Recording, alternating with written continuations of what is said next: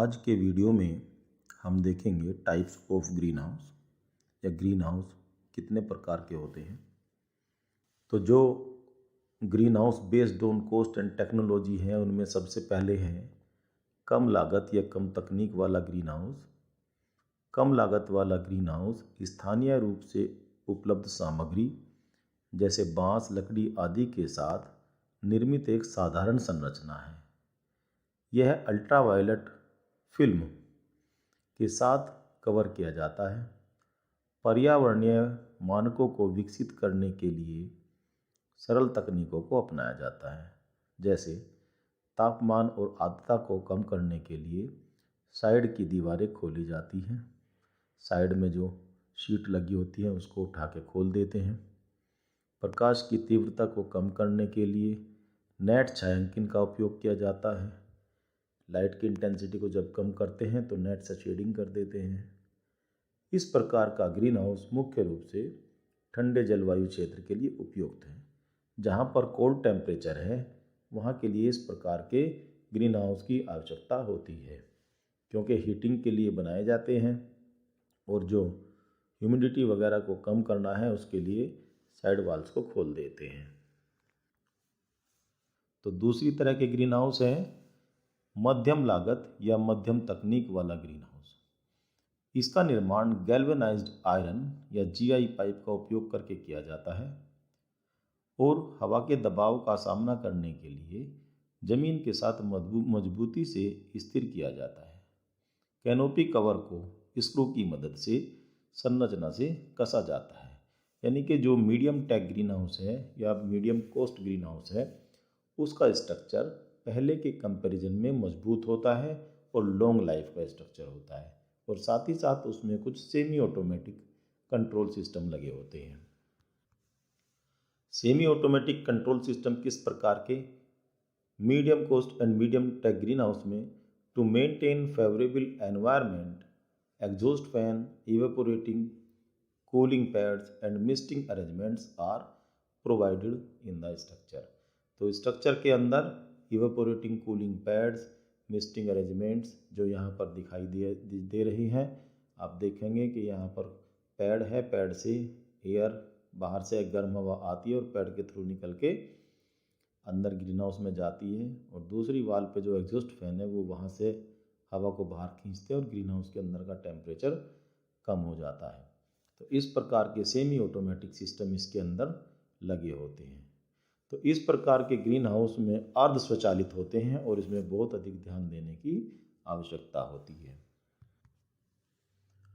तो टेक्नोलॉजी के आधार पर तीसरी तरह के ग्रीन हाउस है high tech greenhouse. High tech greenhouse है तो इनकी कॉस्ट भी अधिक होती है। The high tech greenhouse is fully automatic and all control systems are controlled by computer program. A control system basically consists of a sensor, a comparator and an operator। तो जो hi tech greenhouse है वो पूरी तरह से स्वचालित होते हैं और इसकी सभी नियंत्रण प्रणालियाँ कंप्यूटर प्रोग्राम द्वारा नियंत्रित की जाती हैं। एक नियंत्रण प्रणाली जो होती है उसमें मूल रूप से एक सेंसर होता है, एक कंपैरेटिव होता है और एक ऑपरेटर होता है। यहाँ पर आप देख रहे हो ये हर चीज़ का, जैसे टेम्परेचर का, लाइट का, CO2 का, ह्यूमिडिटी का या pH के सेंसर लगे हुए हैं, और ये सेंसर सेंस करते हैं कि जो रिक्वायर्ड आवश्यकता है, जो आपको चाहिए टेम्परेचर या लाइट की इंटेंसिटी चाहिए या ह्यूमिडिटी कम या ज़्यादा है, तो ये सेंसर कंपैरेटर को मैसेज कर देते हैं। तो कंपैरेटर से फिर कंप्यूटर उसको देखता है कि इसमें टेम्परेचर या कोई दूसरे फैक्टर को बढ़ाने या घटाने की आवश्यकता है या नहीं है। यदि उसकी आवश्यकता है तो उसके अनुसार जो इसमें ऑपरेटिंग सिस्टम्स लगे हुए हैं, जैसे हीटिंग एंड कूलिंग है, लाइटिंग है, CO2 सप्लाई है, फॉगिंग है, pH कंट्रोल वगैरह, तो ये सारी चीज़ें उसके अनुसार ही ऑपरेट की जाती है। तो ये एक पूरी तरह से फुल्ली ऑटोमेटिक सिस्टम होता है जो काफ़ी कॉस्टली होता है, जिसमें टेक्नोलॉजी की भी आवश्यकता होती है और मेंटेनेंस कॉस्ट भी उसकी ज़्यादा होती है। आमतौर पर एग्रीकल्चरल प्रैक्टिसेस में semi automatic green house use किए जाते हैं या मीडियम टेक या मीडियम कॉस्ट ग्रीन हाउस का यूज ही किया जाता है। तो अभी तक हमने देखे types of green house on the basis of cost और टेक्नोलॉजी। अब हम देखेंगे types of green house on the basis of design. Design के आधार पर ग्रीन हाउस कितनी प्रकार के हो सकते हैं। There are many designs of greenhouse, some of them are mentioned here. तो बहुत तरह के ग्रीन हाउस के डिजाइन हो सकते हैं, जिनमें से कुछ नीचे लिखे हुए हैं, जैसे लीन टू है, free standing, air inflated, ridge and flow. इनको हम डिटेल में आगे वन बाय वन डिस्कस करेंगे। सबसे पहले देखते हैं लीन टू। लीन टू का मतलब है किसी चीज के सहारे बना हुआ green house. The green house structure stand with support of A wall which remains generally in north side. तो इस प्रकार के जो ग्रीन हाउस होते हैं वो क्या है कि एक दीवार के सहारे बने होते हैं, और दीवार आमतौर से उत्तर की दिशा में होती है। उत्तर की दिशा में क्यों होती है? क्योंकि उत्तर की दिशा से सनलाइट नहीं आती, इसलिए ग्रीन हाउस की जो दीवार है उत्तर की दिशा में होती है। दूसरी प्रकार के ग्रीन हाउस है free standing. They do not have any support for standing and are of following types. तो ये किसी सहारे की ज़रूरत इनको नहीं है, और ये निम्नलिखित तरीकों के होते हैं। सबसे पहला है छत के दो भाग, जो छत के दो भाग हैं ऊपर के, वो एक समान है, तो लंबाई चौड़ाई उनकी एक समान है। साथ ही साथ खड़ी तरफ से एक ही कोण पर है। तो जो खड़ी दीवार है, जो साइड की दीवार है, उस पर जो उनका एंगल बना हुआ है वो सेम है। एंगल को भी आप देख सकते हैं, इवन स्पान के ऊपर की छत के दोनों पार्ट समान है और समान एंगल पर हैं। अब फ्री स्टैंडिंग में दूसरा है अनइवन स्पान। अनइवन स्पान है। अनइवन स्पान का मतलब है कि छत के दोनों स्पान समान नहीं है। तीसरी तरह का hillside greenhouse. Greenhouse are constructed on the slope of hillside, both spans are unequal. देखने में आप फिगर में देख सकते हैं कि एक स्लोप पर बना हुआ ग्रीन हाउस है, और इसके जो स्पैन है वो भी अनइक्वल है। चौथी तरह का ग्रीन हाउस है saw tooth style. The roof is designed in saw tooth style. It is very common in floriculture industry.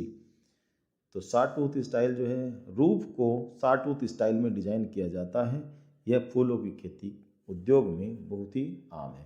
तो ये सबसे ज़्यादा प्रयोग होने वाला ग्रीन हाउस है। आप इसमें देखेंगे राइट साइड में कि जैसे एक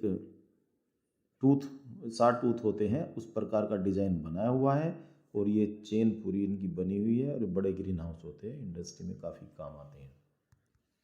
फ्री स्टैंडिंग में अगला है arch type. Side walls are vertical and roof is curved so that it appears like an arch. इसमें आर्च टाइप में आप देखेंगे साइड की दीवारें खड़ी हैं और ऊपर से एक कर्व बना हुआ है, इसलिए इसको आर्च टाइप ग्रीन हाउस कहते हैं। ये डिजाइन है। नेक्स्ट है Quonset type. Greenhouse is erected in curved manner from the ground and vertical sides are absent. तो आर्च टाइप में देखा कि साइड की दीवारें खड़ी हैं और ऊपर से एक कर्व बना हुआ है, लेकिन कॉन्सेट टाइप ग्रीन हाउस में क्या है कि नीचे से ही कर्व की तरह से दीवार चलती है और ऊपर से घूम के दूसरी साइड पहुंच जाती है। तो साइड की खड़ी दीवारें इसमें नहीं होती। अब तीसरी तरह के ग्रीन हाउस आते हैं। दो तरह के देख लिए हमने। तीसरा है एयर इन्फ्लेटेड स्ट्रक्चर्स। तो जो एयर इन्फ्लेटेड ग्रीन हाउस है उसमें क्या है कि जो दो लेयर होती है पॉलीथीन फिल्म की, उनके बीच में एयर का प्रेशर डाला जाता है। यहाँ पर देख सकते हैं आप कि एक पंप से एयर इनके बीच में पहुँचाई जा रही है, और दोनों लेयर के बीच में एक एयर की लेयर आ जाती है, और ये उसकी वजह से टाइट हो जाता है। और साथ साथ क्या है कि ये एक इंसुलेशन का भी काम करता है, क्योंकि डबल लेयर इसमें पॉलीथीन की आ जाती है। तो इस प्रकार के जो स्ट्रक्चर हैं उनमें संरचनाओं में एक डबल परत का प्लास्टिक फिल्म कवर होता है, जिसे वायवीय रूप से कठोर रखा जाता है।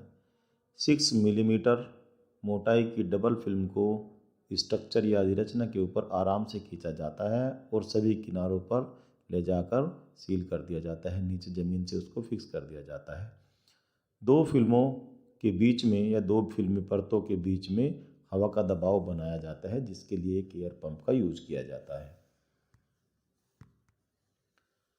इसके बाद में आता है, देखेंगे कि इस प्रकार के ग्रीन हाउस में ग्रीन हाउस की लंबाई के साथ जुड़े कई सम स्पैन ग्रीन हाउस होते हैं। जैसे कि स्ट्रक्चर में नज़र आ रहा है कि बहुत सारे इवन स्पान ग्रीन हाउस को अगर एक साथ जोड़ दें लंबाई में, और उनके बीच की दीवार को हटा दिया जाए तो ये पूरी की पूरी structure ridge and furrow greenhouse के रूप में देखी जाएगी। इनकी साझा दीवारों को हटा दिया जाता है।